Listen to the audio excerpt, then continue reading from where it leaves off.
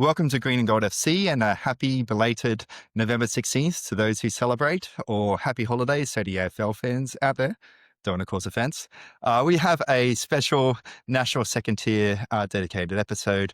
We have the person who's been the architect of a lot of it, in Nathan Godfrey at Football Australia. How are you going, Nathan? Hi, thank you so much for having me on. Great to be here, Graham. That's fantastic. So we've just completed the group stages. So we had some pretty mad results. We got within one goal of Marconi beating Wollongong. Going down to Wollongong and missing out on the quarterfinals. We had my state's team, Warden City, upsetting South Melbourne, getting a draw. Did you catch any of the weekend's games? I did. I thought the round 6 of the group stage matches concluded beautifully. Probably better than we could have hoped. On Saturday to have Wollongong, facing the impossible against Marconi, needing 6 goals to bridge a goal difference and, winning 5-0, almost pulling off a miracle, was fantastic. So I actually sent a text to Luke Wilkshire, who's the head coach of ex-Socceroos player and head coach of Wollongong on Saturday night, and said, mate, well done, incredible effort. So, he was pretty disappointed at the time, but I think they'll reflect on that performance positively. And then on Sunday, the final 2 twilight matches on Sunday afternoon, they both had plenty on the line. Bayswater went from top of the table to missing out on playing finals, and the other match required Spirit to win to qualify. So we're really proud of the group stage matches and how it eventuated, and we're all set for a really exciting final series. So could you tell us the journey of how we got here? How do we get a national second tier? I want to preface this first by talking about how football in Australia, despite always being the underdog, we were the first to have a first tier, and now, if correct me if I'm wrong, I believe we're the first to have a second tier. Yeah, that's right. I mean, if you go back to all the way back to 1977, and the National Soccer League was launched, incredibly successful competition for many, many years. In 2004, that was obviously reimagined with the launch of the A-League. And again, many of the clubs that participated and was successful in the National Soccer League weren't part of the A-League. So for the last 2 decades, these clubs have essentially been in the shadows, playing at NPL level in their state competitions. And again, a lot of history, a lot of pedigree amongst those clubs. The average age of the foundation clubs is 58, 59 years old. So again, they've produced some of our greatest Socceroos players over many decades. So I fell in love with that the moment that I started in the role 2.5 years ago as general manager of the National Second Tier project. There was eventually the Australian Championship, and spent a lot of time understanding the history of these clubs and understanding what motivated them. And again, really proud of the outcome that we've achieved in launching the Australian Championship. That's fantastic. So I understand it hasn't all been smooth sailing. There's a lot of, we hear rumors about lots of opposition. We know, of course, I don't know if I want to name names, but there are there's some member feds who tweeted opposition to their clubs joining. Some clubs saying that they had opposition from their member feds. There's also rumors about the APL being a bit negative on it, and some releasing public statements to that effect. What was it like navigating this political environment? Yeah, great question. I mean, I won't speak specifically about some of the points you've raised, other than to say that anytime you're driving change or introducing something new, a new product in this case, a new competition, there'll always be, divergent views and opinions. And I think the most important thing is that you're engaging with as many stakeholders as you possibly can. The football ecosystem is incredibly complex in Australia, which makes it incredibly challenging to navigate a project like this. I'll be really honest, from my perspective, it took every ounce of my skill and as an executive and every ounce of my effort over 2.5 years to at times I felt like, kind of carry the project and get it over the line. And as I said, I'm really proud of where we landed in the end. I think it's the right thing for the game. It's this format is sustainable. It's a small step to where we want to get to. And let's just let this competition play out in its current format. Assess the data before we talk about where the future lies. But yeah, clearly, we're not going to hide from this as well. There were some naysayers out there There were some strong headwinds at times, and yeah, it just makes it all the more satisfying that we pulled it off. So one thing which makes a lot of us nervous, you can't see like all the political machinations and behind the scenes and all the stuff which is hidden by non-disclosure agreements, is the fact that we look at the makeup of Congress, and it looks like there's just uh, basically two giant voices which get all the say. There's the APL, which has both directly and indirectly about 41 votes, and then 50 votes to the member feds. And if you ever hear anything negative from either of those two voices, you think, oh gosh, is this why things are taking a long time, or is it hard? Uh, we asked this of Joe Carozzi. Is there do we need some reforms to give, political reforms to give more votes at Congress, say to other local districts or maybe some of these grassroots clubs or something? I don't know. Yeah, it's a great question. I did see your podcast episode when you had Joseph, FA board member, speaking on this topic, and I'd concur with everything that he said around the fact that you'd like to think the member federations represent grassroots clubs in the community. I'm sure at times there are competing priorities that they face. One thing I would speak to is my experience with the foundation clubs and particularly the Australian Championship clubs generally. There has been comments and around, I guess, them having a greater voice, having a seat at the table. I think that might be something that's looked at in the future once this competition's delivered. I think that would be reasonable. They are a significant stakeholder group now, and an important player. So that might be something that's looked at in the future. But yeah, also like to think that member federations and the A-League clubs have earned that right as well, right? That in terms of the votes that they have. Given their important role, and the Women's Council in that space, the important role that they have in the football ecosystem in Australia. So the other big issue, which when you have this environment in football where there's lots of strong, passionate divides, particularly the divide which happened 20 years ago between old soccer and new football, which is still there. It's been this wound which has been festering. There's a lot of distrust when I talk to clubs of the FA. One thing which keeps coming up is when you have these non-disclosure agreements, which obviously limits what you can say and everything like that. Are these a mistake? Because it seems like non-disclosure agreements, when they're covering anything but like really important trade secrets, like the 11 herbs and spices, they can block transparency, they can create distrust, they can create intimidation. What are your thoughts of some of the NDAs that we've had? Yeah, I mean, in full disclosure, I'm obviously bound by that myself, given that we engaged in an RFP process to select the foundation clubs for the Australian Championship. So I'll certainly respect that. I'll also should note that I'm now an ex-employee of Football Australia, having left the business a couple of weeks ago. So I'll certainly respect that, and any comments I make will be around my personal experiences and personal opinions, and anything that's not a trade secret, if you like. At the end of the day, in terms of my background, I've come from clubland. I've worked in organisations where you kind of work with and report to a governing body, and I was really conscious coming into this role that I tried to, I guess, build bridges, build relationships, and work with the clubs. That was really important to me. And I was certainly a really strong advocate of that internally at Football Australia to make sure the clubs were represented and had a voice. When I started, there was a high level of distrust, and that was formed around the fact, as I talked about, the NSL history, and the fact that in 2004 a lot of these clubs were kind of cast aside under a previous administration, and weren't part of the highest tier of professional football in Australia. So with that comes a level of distrust. When I started in June of 2023, we immediately engaged in an NST RFP process where clubs were able to submit a bid. And within a couple of months, I realised that there was this level of distrust there, and I identified that pretty early. We'd worked with an advisory partner in BDO, which has been, as public record. We also had they established a data room, which was effectively the front-facing element of the process. And I felt like in many ways we were hiding behind that process and hiding behind that system.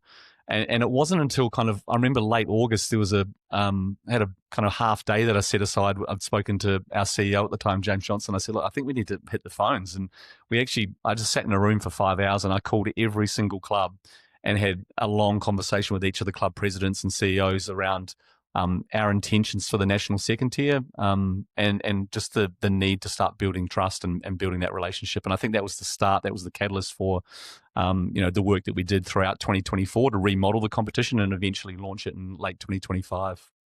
Would there be any avenue to, in the future, have maybe less, more narrow NDAs? Because I know in particular when it came to two complaints which I heard from people, and one of them was public, is on our show with Nick, was first of all that if there's an objection to the criteria, you couldn't let the public know what the criteria is. So you couldn't have any pressure on saying, well, we think that maybe we should have a slightly different model, because it's all the criteria is basically hidden behind that process. Those NDAs. And the second one was if the clubs wanted to collaborate together to make it work, they say we want to organize sponsors together or something like that, or try and organize together. They also were restricted by those NDAs. And then, of course, the fans are also wondering what the heck's behind the NDAs. Is this the Freemasons running things? They hate us traditional clubs. They're ashamed of our migrant background. Suspicions are abounding. Like, do you think going forward, maybe having more narrow NDAs would be a possibility?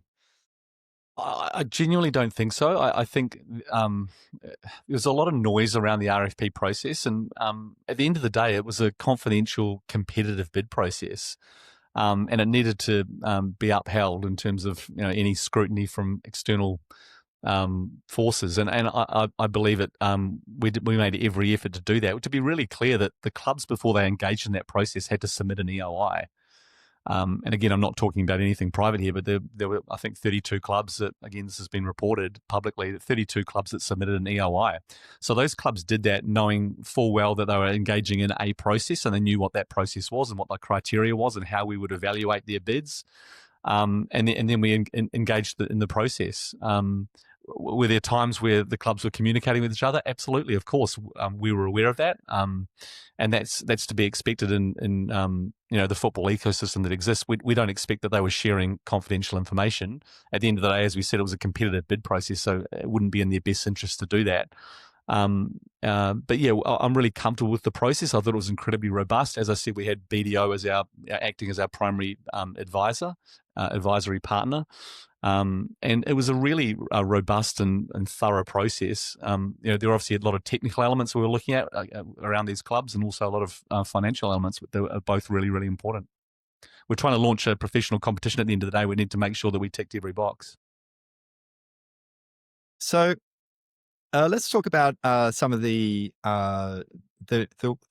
criteria which is public. So this is the criteria which the AAFC launched. So their model. So one thing which I keep getting asked, and people keep saying on the forum, is why did the FA reject their model? So I'm just going to go through their model here. We don't know if they rejected or not. This is all speculation, of course.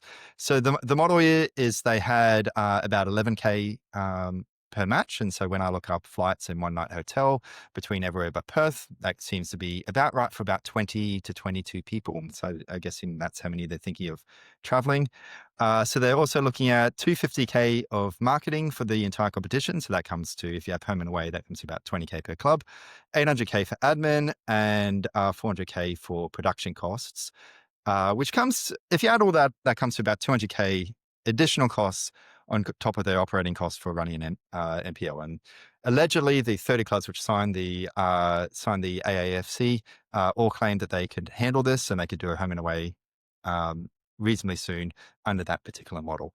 So do you have any comments on that particular model? Were there things unrealistic or unforeseen extra expenses, or were there reasons for rejecting that, essentially? Yeah, I mean, I won't speak to our modelling or the FA modelling at all, but I can certainly speak to how you'd run any professional club anywhere in the world. You kind of look at a number of key financial pillars. One being the football program, the player contracts. Another one being your venue operations and what that costs to open a venue and put on a match day. You've got your staff costs, your administration costs. That includes your football coaches and front of house. You've got a CEO or a GM. You've got some sort of marketing resource, commercial manager, etc. And again, some of those roles are full-time, some are part-time, some are volunteers, some are outsourced. So all the clubs, again, had varying models there in terms of resourcing. And then you look at travel. How do you actually mobilize a team? And we're talking about a national competition here. I think that's one of the challenges in Australia is the geography, right? How do you mobilize teams to play away matches interstate? So I can't speak to the AAFC's modelling. We've done our own modelling, but in terms of the club costs, a club playing in again, this was at the time we're talking about a standalone home and away league. Call it 1.6, 1.8, maybe $2 million a year to cover those costs. Again, there's a breakdown there against those pillars that I just mentioned. And again, we're trying to run a competition to a certain standard. I think that was really important. It was a standard that was above the NPL, but was clearly below the A League, and as a national second tier, it needed to reflect that. And I think the modelling did. So do you think you'd get that standard naturally if it was allowed under whatever the criteria the clubs could handle, like even if it's a really low standard to start with, that just through to due to paranoia about relegation and competing and sort of the crazy investments which clubs tend to do to avoid relegation, that eventually you would achieve a better standard eventually anyway, and more importantly, be able to launch a home and away earlier. Do you think there's an argument for that? Yeah, possibly. I mean, it's delicate, right? Because you're launching a new product, you're going to make sure it's successful from day one, and that requires there's a certain scrutiny or expectation, given that this competition was always going to be administered and sanctioned, and it's an FA product, right? So there's a certain standard I think expected of the football community. And that's why some of those services that we talked about, travel, for example, was needed to be centralized.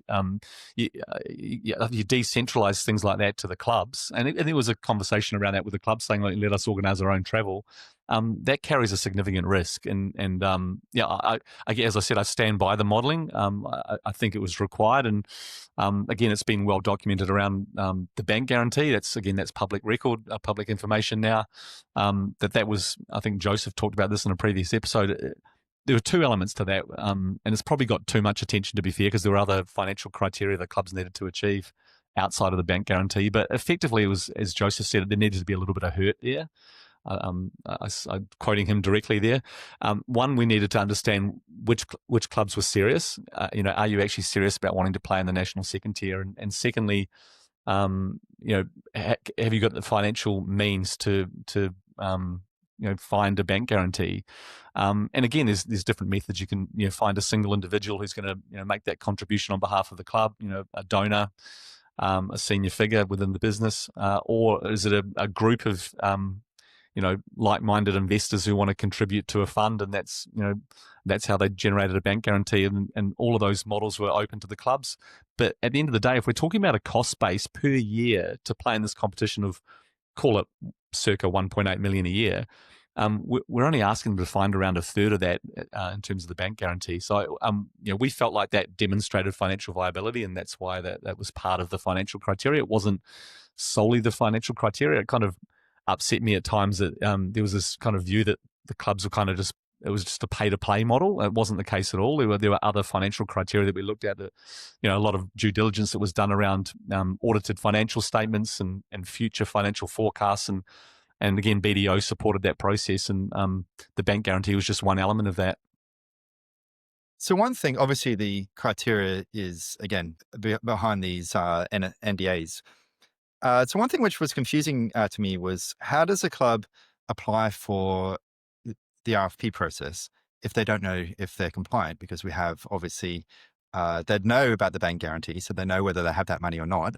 How are these applications happening and being evaluated, whether they comply or not? Are there qualitative parts of the criteria? I don't know if you can speak about that, or vague parts of the criteria where clubs didn't know whether they're compliant or not. Yeah, I mean, I can't speak to that, but what I would say is that, as I said, they submitted an EOI, and then they were part of they were engaged in a process, an RFP process, and they were given access to a number of documents that provided them with that information in terms of, for example, venue compliance and other elements. So they were given a tranche of documents that gave them, there was a clear understanding of what would be required if they wanted to play in the competition, and then it was for them to submit or put forward their best bid or put their best foot forward. So, and then the bids were evaluated accordingly. So as I said, there were two elements. One was the technical criteria, and the second one was the financial criteria. So one thing you pointed out was the bank guarantee needed to hurt.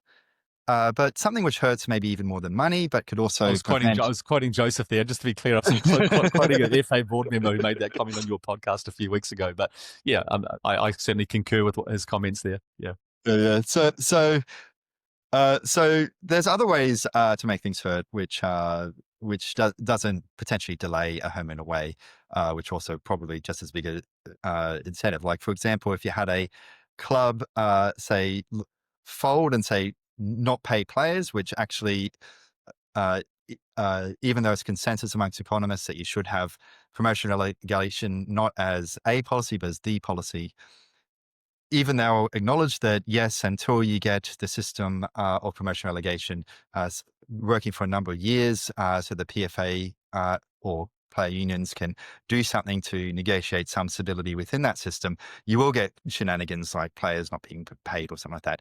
Could you do things where you get points deductions in the following season of NPL, or you get relegated multiple divisions if you, say, quit halfway through a year No, or something like that? I mean, you can't even look at that. You can't even look at that approach, because we're talking about NPL competitions that are under the jurisdiction of our member federations, and this was, as I said, the NST is an FA administered and sanctioned competition. So I think we're kind of there's blurred lines there in that respect. The bank guarantee at the end of the day was designed to be on demand, be kind of unconditional and available to Football Australia under the circumstances that a club couldn't pay players, or couldn't cover the cost of travel, or couldn't cover the cost of opening a venue, or any of those three things compromise the integrity of the competition and the ability to actually play a match. So the bank guarantee was effectively a backstop that ensured that that a competition could play out. And again, this is all just a conversational at the end of the day, because we didn't go down that path of playing a standalone home and away league, but it's still relevant, if the competition eventually transitions to that in the future. Yeah, so it does sound. I know Simon Hill has advocated many years that the whole federation model, where you have not just, we've talked about votes in the Congress, which is something I'm quite passionate about. But this would be an example where it is difficult to organize things when you have this federation model. It's not really clear who's in charge or who should get the final say. Or if it is clear, then there's problems with gridlock from the outside perspective. Is that a fair comment? Yeah, I mean, a lot of talk about the federated model and whether it's, I guess, fit for purpose in terms of a sporting context. But again, a lot of sporting codes are still operating under that model.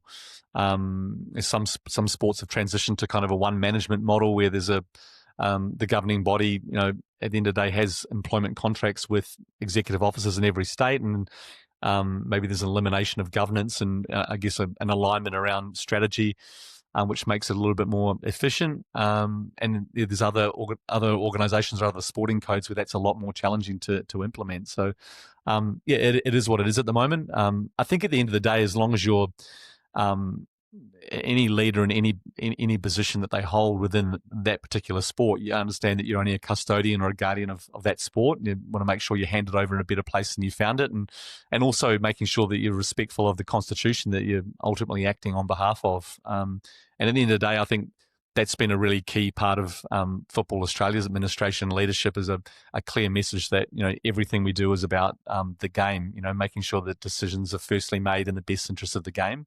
And I think that everybody, given we're on the eve of the Australian Championship final series, would agree that the NST, when we look back in the fullness of time now, is in the best interest of the game.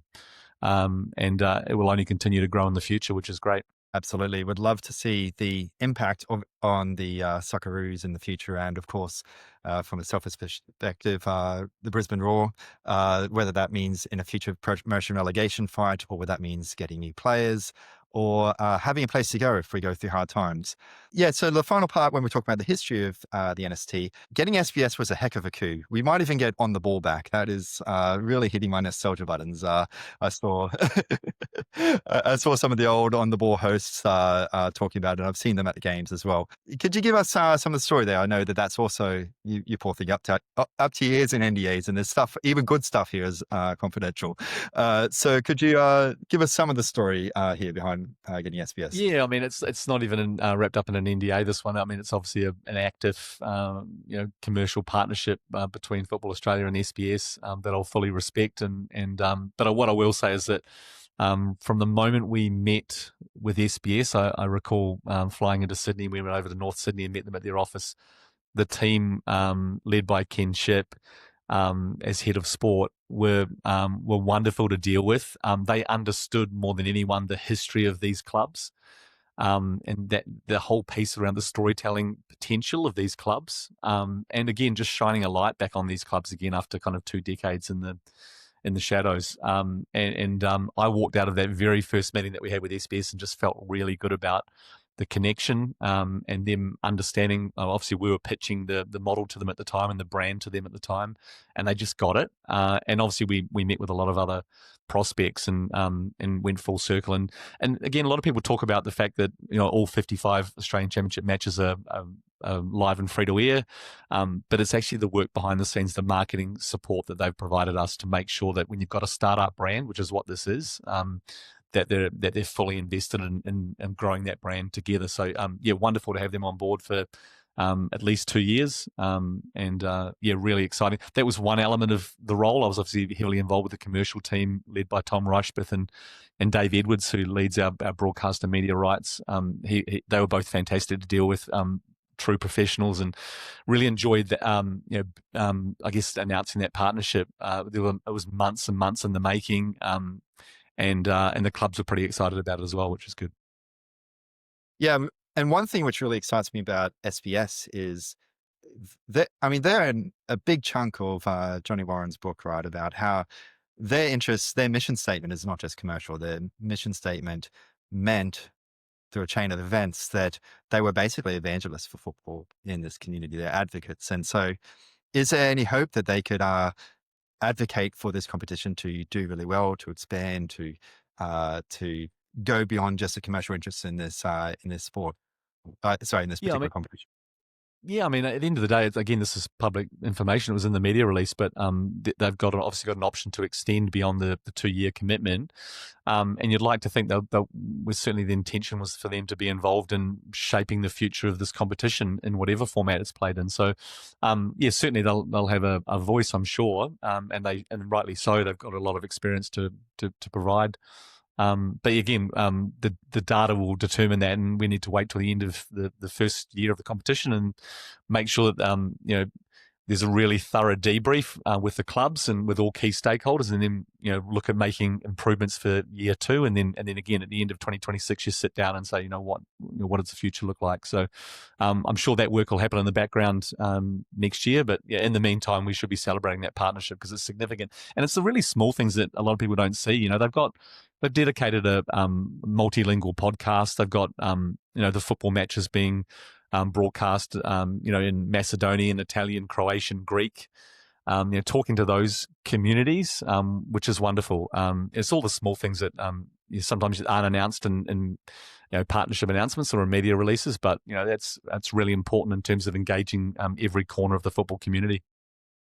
Yeah, it has been incredible. I say this as an OS Aussies fan.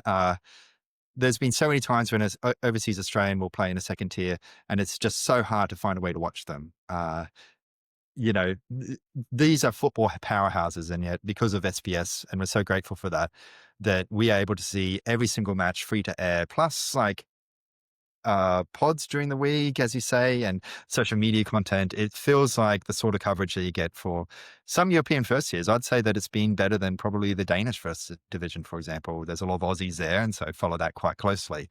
Like And really more than we the can. other thing that's not hasn't been widely reported is the fact that we've seen increases in or even significant growth in 2025. at within the NPL competitions. I mean, obviously a lot of that's broadcast on YouTube, but we're seeing growth in viewership there, particularly at the end of the season when they started to peak, and you're starting to find out who the clubs were that were going to qualify for the Australian Championship. So again, it's having an impact at not just a second tier, but other levels of football in terms of viewership, which is really positive. Yeah, already seeing some of the seeds of the benefits of promotion relegation, even as we're like in step one of building a future system. So let's talk about Pro rail's an interesting one. I mean, pro rail's the end goal, right? I mean, it's the thing that everyone wants to talk about. It's the question I probably got asked the most in the 2.5 years I was in the role.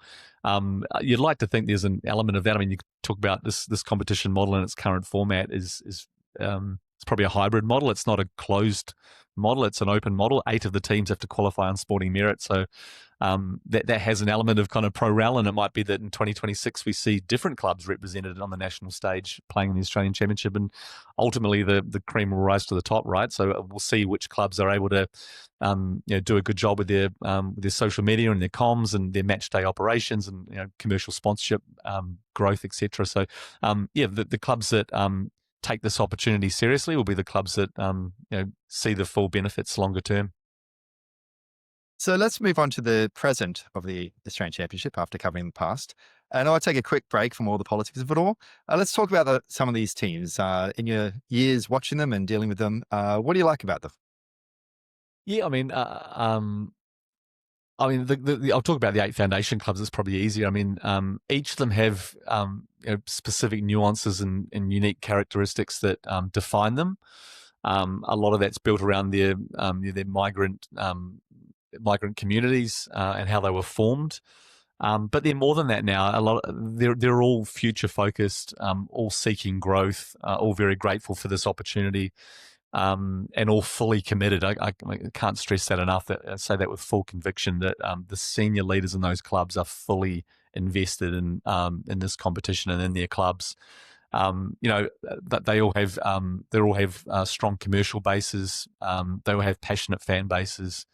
I think the thing that for me that I wanted to see or would want to see moving forward is the transition from being dependent on volunteers to moving to having enough funds or making a commitment to building out their org chart. So having some part-time employees in key roles, key resources supporting the certain business functions, and eventually moving to having more full-time staff within the club. They clearly do that with their football programs. They're functioning really, really well, but it's actually the administration, it's the front office, and making sure that they look after that as well. And we're talking about a lot of different areas, but specifically commercial, marketing, membership, social media and comms, etc. So I think that's the skill set at the moment that is either being outsourced or is dependent on maybe one person who's wearing multiple caps. And I think if they can get to a place where they're able to fund those roles a little bit more, I think we'll see significant growth moving forward. So you mentioned in your ESPN article with George Lynch that there's 4 metrics, and we just finished the group stages, and we're all nervous to know how we're going with them because we're all anxious. We want this to be a success, and we hope that you didn't put on those metrics that you're aiming for crowd averages of 100,000 because, but let's go through them. How are we tracking according to these metrics? Well, I haven't seen too much of the data, to be honest. And obviously, as I said, I wrapped up at Football Australia a couple of weeks ago, so I haven't got a lot of access. I saw some of the round 1 data in terms of broadcast. It was strong. SBS were happy. So that'll come out at the end of the season. And again, you start to see the investment in terms of the marketing. You'll see growth throughout the tournament, and particularly as we get into the final series now, you'd expect those numbers to peak. So again, we'll look at that in the fullness of time at the end of the season. I imagine that at some point that'll be reported publicly. But yeah, broadcast viewership was fine from round 1. We were really impressed with those opening numbers from round 1. The crowd attendance, again, it's been great. Yes, I mean, I think I saw around 31K as an average viewership, for the opening round per match, which is great. If they're unique viewers, looking at kind of 250,000 across the opening round. So again, that needs to be assessed as a kind of a collation of data across the nine weeks, the 9 rounds. But that was encouraging. The crowd attendance has been great. It's been widely reported again. I think Joseph mentioned that in your previous podcast, that they were really happy with how that was looking. And again, it's not about drawing huge crowds. This is not the A-League. It's a different product. We've got boutique stadiums. And again, if you've got 2,000 or 3,000 people in a small grandstand, and that can be pretty, in terms of the atmosphere that you're creating, can be really exciting. And if you're broadcasting from the right side of the pitch, then the broadcast product looks exciting too, right? So, I think that's been positive. And then you start to look at some of the other metrics. Again, you need to review that at the end of the year. Brand awareness, player movement, etc. All of those things will come out in early 2026, I imagine. Yeah, so crowd attendance has been, depending on what you're expecting, has been very, very exciting. I know some people who listen to the advocates of the national second tier on Twitter and stuff, and they're seeing anything less than A-League crowds as a failure, which is a bit unreasonable. But in terms of comparing to second tier crowds around the world, I believe we're certainly within the top 30, probably 26th, 27th, assuming that other crowds are reporting accurately. I understand that you guys are doing a very, very rigorous process in assessing these crowd numbers. So I believe that's actually really encouraging, Graham. I wasn't aware of that. So, based on your research, 26th in the world in terms of year one attendance. Yeah, that's positive.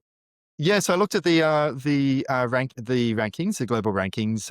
You can get all this information off Transfer Market, and I looked at the previous completed season. So some season have just started. So if that's happened, I looked at the previous year, and so we're probably for the group stage looking roughly to be similar to Switzerland, and we'll be ahead of powerhouses like Austria, Czech Republic, Ecuador, Uruguay, Serbia, and Croatia. So some pretty big football nations there, and in terms of where it ranks compared to where the A-League ranks, which, that's the competition I've been loving for 20 years, quite a bit higher in terms of world rankings. So this is pretty big, I think. That's encouraging. I can't speak to. It's hard. It's year one, so we're building a baseline, I guess.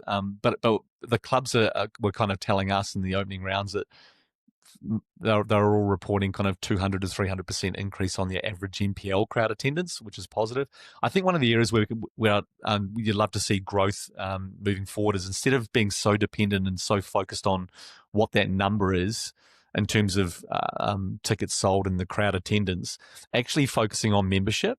And there is this kind of culture in football previously where it's kind of, I'll just the walk-ups, I'll just turn up and buy a ticket on the day. And I saw a number of matches in the opening rounds that I attended where there were lines that were kind of 50, 80, 100 meters long, where the match had started and people were lining up because they'd turned up 5 minutes before the game started and they'd walked into a long line. So again, we've got a great partnership with Intex, the ticketing partnership that, Football Australia has visibility over every single match and understands what that data looks like. And the challenge now is to change the culture, right, of the fans and try and encourage them to become members of the clubs, to obviously avoid this walk-up culture and support their clubs. So I think that's a challenge for the clubs moving forward. And again, as I talked about previously, that's going to require some resourcing and some specialist skills in place to make sure they're doing that well. So when it comes to this walk-up culture, I'm not sure how common it is in other countries, actually. I've been a bit poor, so I haven't had too many chances to see games here in England. But do you know what people do around the world, or what you've suggested to clubs, or any ideas maybe you can come up with even now that clubs can do to avoid walk-ups and convert that to members?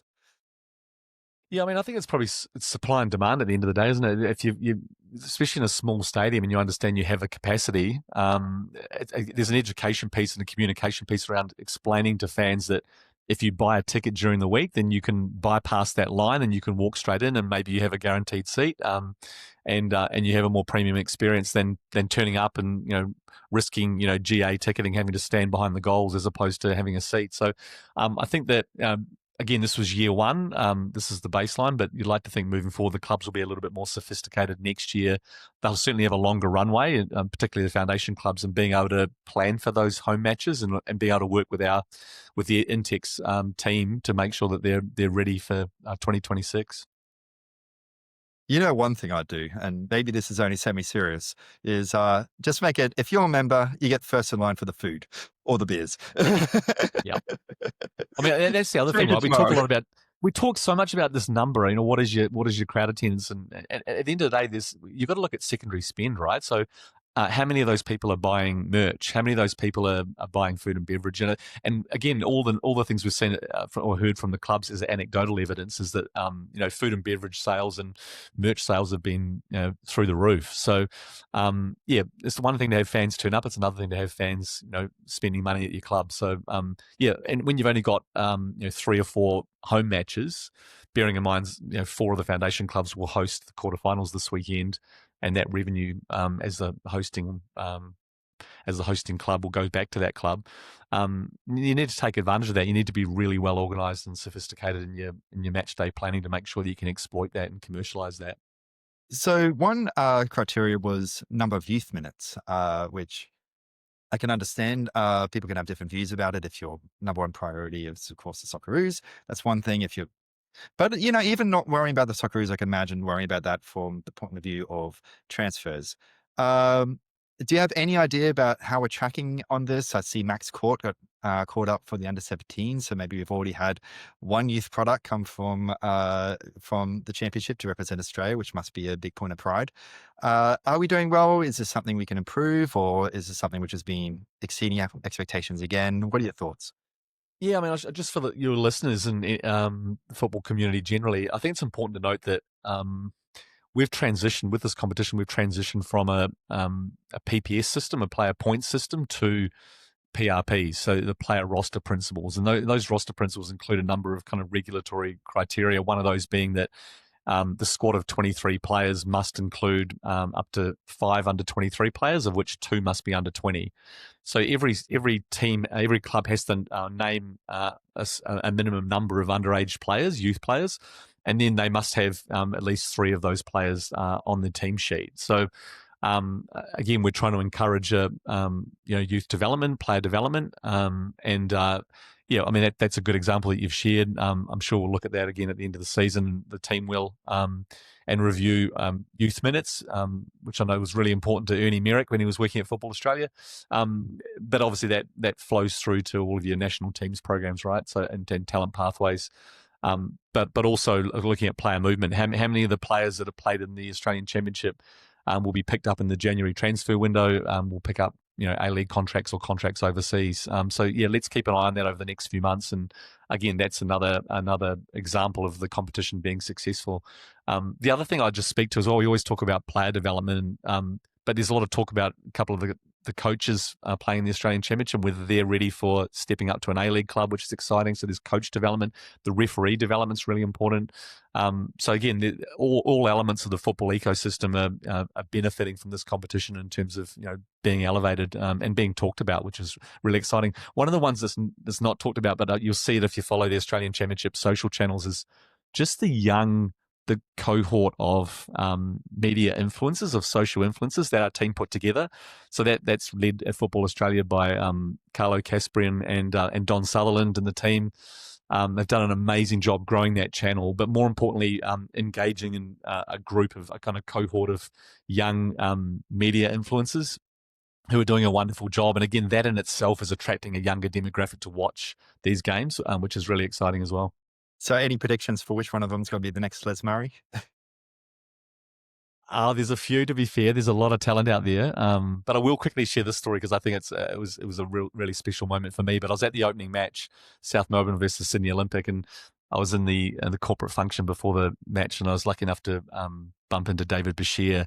We had a really good chat about the SBS partnership, and he said he was really excited to be commentating these matches, and he spoke about kind of Les and Johnny and the fact that they would just be so proud of the fact that with this competition was launching and what a special night it was. And he got quite emotional talking about it, and it certainly set me off as well. And you understand the important moment in time that this competition represents, and we'll look back at it in many years from now as a pivotal moment, as a transformative moment for the game.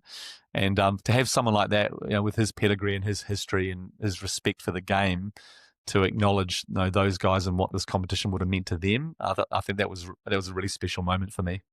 Yeah. Yeah, I mean, these are the clubs which gave us the golden generation back in the day. So that's the generation which made me fall in love with the game and converted from a rugby league fan into a football fan. So I've always been a strong advocate for wanting to see these clubs get back there and have a seat at the table. Plus future clubs, which of course, as you said, this is a chance for hopefully a stepping stone towards promotion relegation one day.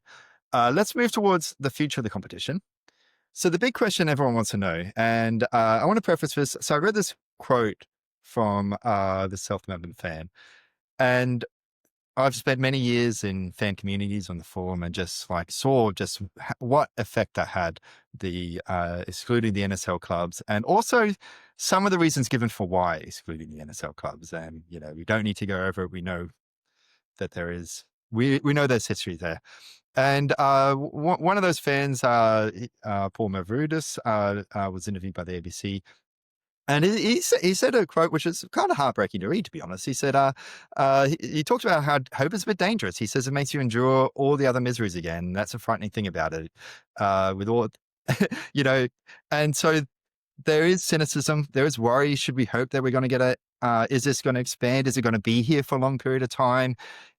Are we going to expand into a home and away or even a longer version?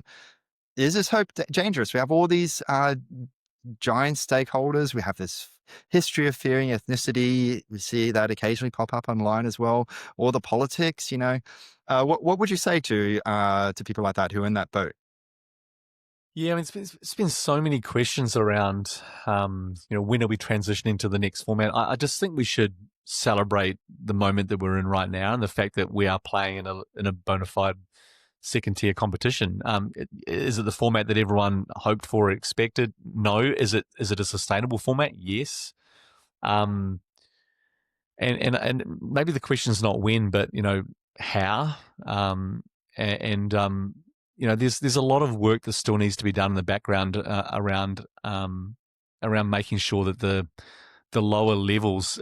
I'll give you an example from an operational perspective. If you have a national second tier that's being played in the winter, then you need to understand that where those national second tier teams, the feeder teams or the development teams, are going to be playing in the NPL.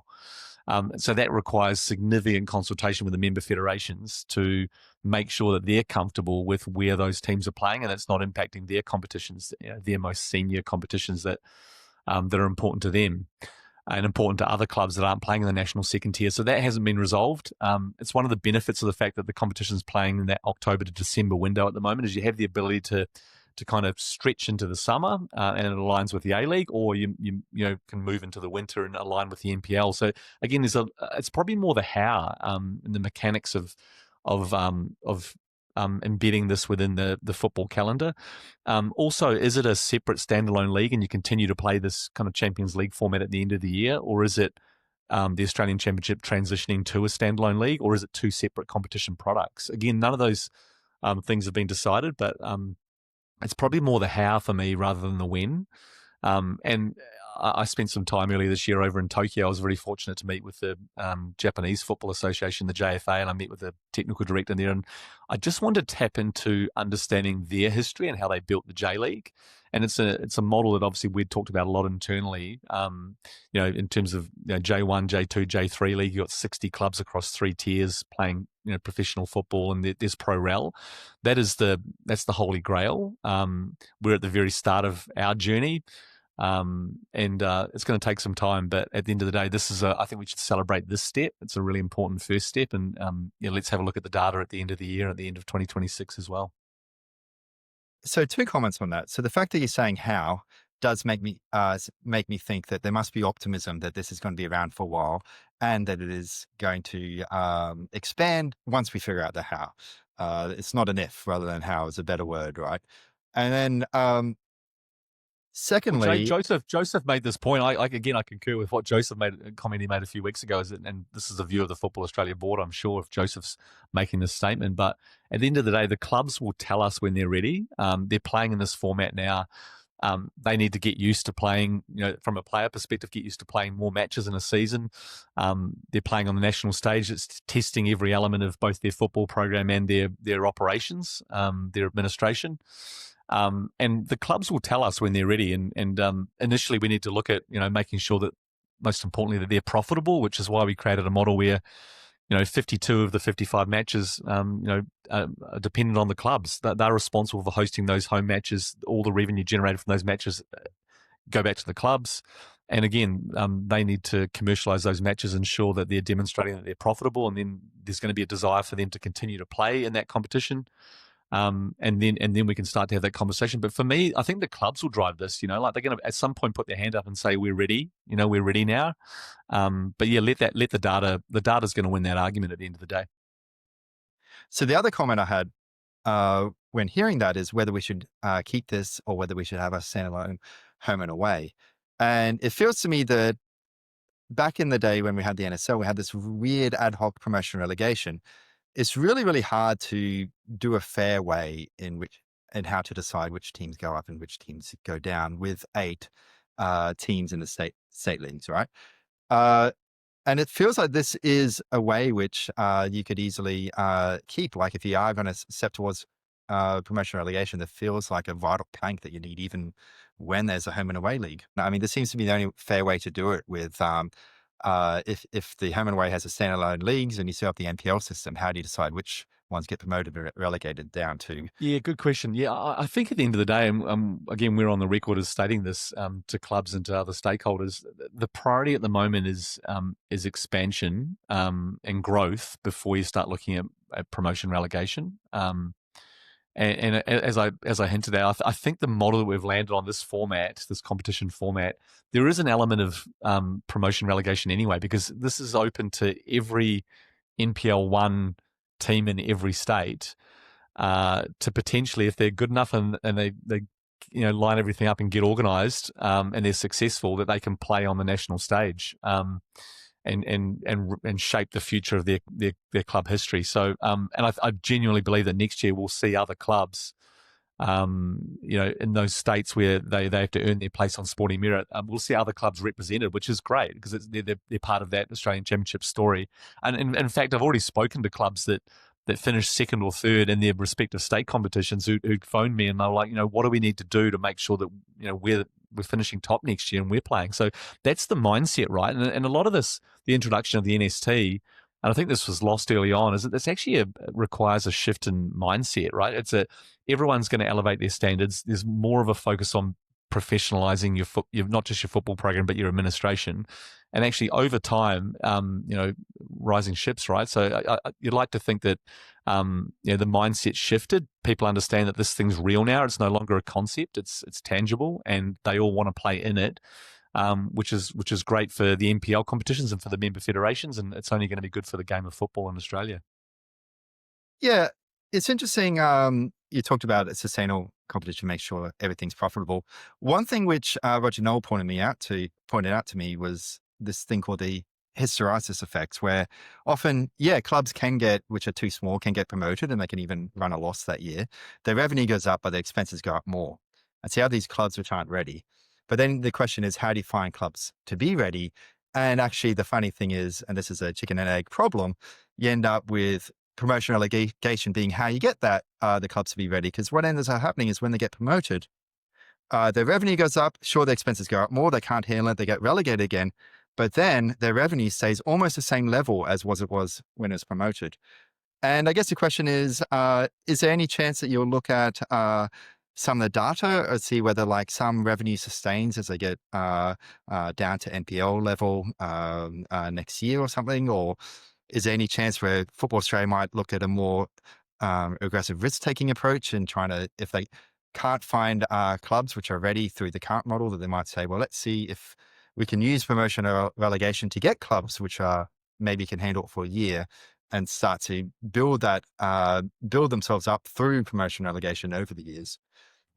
To answer that question in two parts, really, because I'll talk about the foundation clubs firstly. They've got automatic access to this competition, so they have a distinct advantage. They've earned that advantage through a robust RFP process that they were successful in being selected for.